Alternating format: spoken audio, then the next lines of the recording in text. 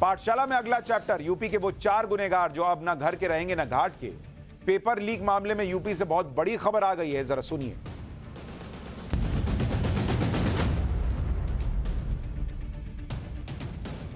मुख्यमंत्री योगी आदित्यनाथ से यूपी के अपराधी क्यों कांपते हैं, इसका एक और उदाहरण सामने आ गया है। पिछले महीने 17 और 18 फरवरी को यूपी पुलिस भर्ती परीक्षा का पेपर लीक हुआ। 26 फरवरी को यूपी के सीएम योगी आदित्यनाथ ने 40 लाख युवाओं से वादा किया कि बॉस, पेपर लीक करने वाले न घर के रहेंगे न घाट के रहेंगे। और इस वादे के 19 दिन के बाद यूपी पुलिस ने पेपर लीक गैंग के मेन 4 लोगों को पकड़ लिया है। ये हैं वो 4 लोग। पुलिस को इनके फोन से 18 फरवरी को हुआ यूपी पुलिस भर्ती परीक्षा का पेपर भी मिल चुका है। यूपी एसटीएफ ने इन तीनों को गाजियाबाद से पकड़ा है, जबकि इन लोगों ने यह पेपर अहमदाबाद से लीक किया था। इसके बाद प्रयागराज से इन्हें पूरे उत्तर प्रदेश में बेचा गया था। इन लोगों ने किस तरह से पेपर लीक किया था, इसके बारे में आप सुनेंगे तो हैरान रह जाएंगे। इन लोगों के पास यह पूरी जानकारी थी कि पेपर कहां है, किस प्रिंटिंग प्रेस में छप रहा है। इसके अलावा यह भी पता था कि इन पेपर्स को किस ट्रक में लाया जाएगा। इसलिए इन लोगों ने उस ट्रांसपोर्ट कंपनी को अपना टारगेट बनाया, जिसके ट्रक में रखकर यह पेपर गुजरात से यूपी आ रहे और उसी ट्रक में सारा खेल हुआ। सुनिए कैसे यह खेल हुआ। यूपी एसटीएफ के मुताबिक यूपी पुलिस भर्ती परीक्षा के पेपर को छापने की जिम्मेदारी अहमदाबाद की एक प्रिंटिंग प्रेस कंपनी को दी गई। अहमदाबाद से उत्तर प्रदेश तक पेपर लाने का ठेका ट्रांसपोर्ट कॉर्पोरेशन ऑफ इंडिया यानी टीसीआई नाम की कंपनी को मिला। प्रिंटिंग प्रेस से पेपर छापने के बाद इन्हें टीसीआई के वेयरहाउस में लाया गया, जहां पर इन लोगों ने उस ट्रक के बॉक्स का ताला तोड़ा और पेपर निकालकर उनके फोटो ले लिए और बाद में उन्हें लीक कर दिया। इन लोगों ने पेपर के बॉक्स खुलवाने के लिए बिहार से एक एक्सपर्ट बुलवाया। सोचिए कितना दिमाग खुराफाती लगाया। बिहार से एक्सपर्ट बुलवाया और वो भी पुलिस की कस्टडी में है आज की डेट में।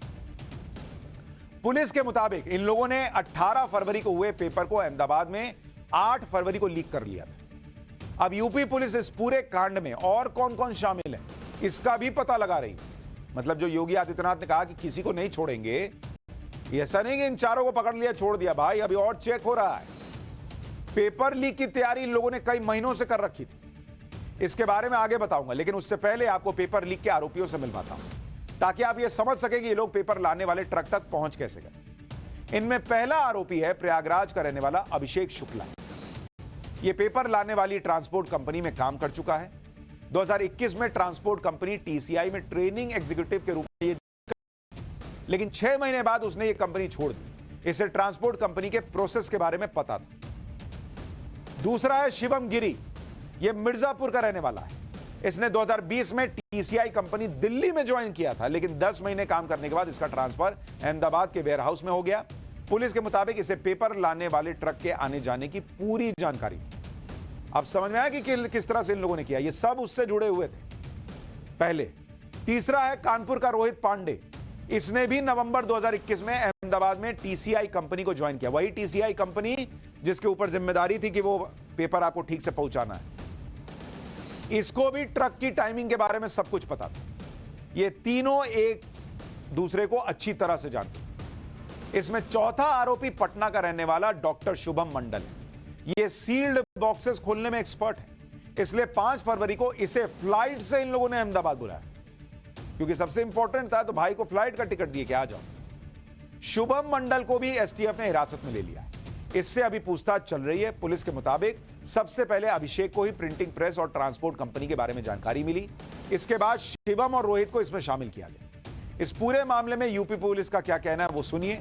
उसके बाद आपको बताऊंगा कि अभिषेक से किसने कहा था कि पेपर कहां छप रहे हैं और किस ट्रक से अहमदाबाद से यूपी आ रहे हैं, उसे किसने बताया था ये भी बताओ। एजेंसी जिसको तय किया गया था,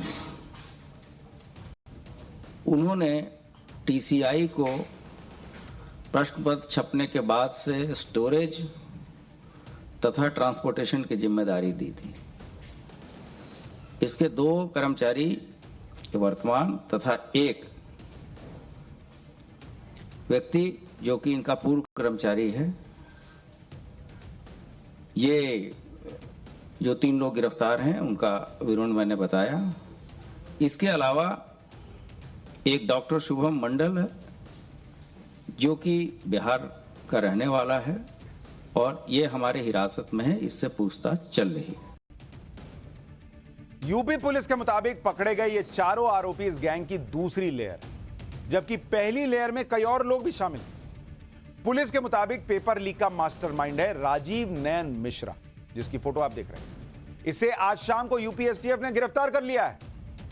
अभी ना कह रहा हूं कि योगी आदित्यनाथ ने जो कहा, 40 लाख युवाओं से कहा कि इन लोगों को ना घर का छोड़ूंगा ना घाट का, वो हो रहा है। एक एक को धर पकड़ रही है एसटीएफ। ये यूपी पुलिस भर्ती परीक्षा के अलावा एआरओ पेपर लीक में भी शामिल था। इसके अलावा ये राजस्थान में भी भर्ती परीक्षाओं में के पेपर लीक करता रहा है। पुलिस के मुताबिक इसके सरकारी महकमों में भी संपर्क हो सकते हैं, जिनकी मदद से अंदर की खबर निकालता था। इस केस में राजीव नयन मिश्रा की भी कुंडली आपको बताता हूं, क्योंकि इसके पास पेपर छापने वाली प्रिंटिंग प्रेस और ट्रांसपोर्ट कंपनी की पूरी जानकारी थी। पुलिस के मुताबिक राजीव ने ही यूपी पुलिस भर्ती परीक्षा के पेपर लीक करने का ऑफर अभिषेक को दिया। 2 फरवरी को टीसीआई कंपनी के दोनों कर्मचारी शिवम गिरी और रोहित पांडे ने अभिषेक को फोन करके बताया कि पेपर प्रिंट होकर ट्रांसपोर्ट कंपनी में आ चुका है। इसके बाद 5 फरवरी को राजीव भोपाल से अहमदाबाद पहुंचा। यहां पहुंचकर इसने 3 लाख रुपए शिवम गिरी के खाते में ट्रांसफर किए। 5 तारीख को ही पटना से पेपर के बॉक्स खोलने के लिए डॉक्टर शुभम मंडल को बुलाया गया। 8 तारीख को पेपर का बॉक्स खोलने के बाद ही शुभम मंडल ने राजीव के फोन से पेपर के फोटो खींचे। पेपर लीक करवाने के लिए अभिषेक से 20 लाख रुपए में डील हुई। पेपर लीक करने के बाद इस गैंग ने पेपर सॉल्व करवाने का भी ठेका लिया हुआ कि खाली पेपर नहीं देंगे, भाई पेपर मिल गया, आता नहीं है तब तो सॉल्व करके दे रहे हैं भाई लोग। इन्होंने इसके लिए हरियाणा और यूपी के कई ठिकानों पर छात्रों को बुलाकर पेपर के उत्तर जो है वो लिखवाए। पेपर लीक करने वाले गैंग का क्या हाल होगा, इसका वादा यूपी के सीएम योगी आदित्यनाथ पहले ही कर चुके हैं।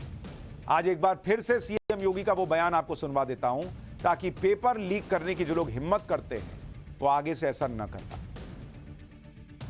युवाओं के जीवन और उनके भविष्य के साथ जो खिलवाड़ करेगा, हम लोग भी जीरो टॉलरेंस की नीति को अपना करके उन तत्वों से उतनी ही सख्ती और कठोरतम तरीके से निपटने का काम करेंगे। अब वे न घर के रहेंगे न घाट के रहेंगे, क्योंकि अब तो सरकार जब अपनी कार्रवाई कर रही है तो बहुत बड़ी कार्रवाई हम लोग ऐसे तत्वों के खिलाफ करेंगे जो युवाओं के भविष्य के साथ खिलवाड़ करेंगे।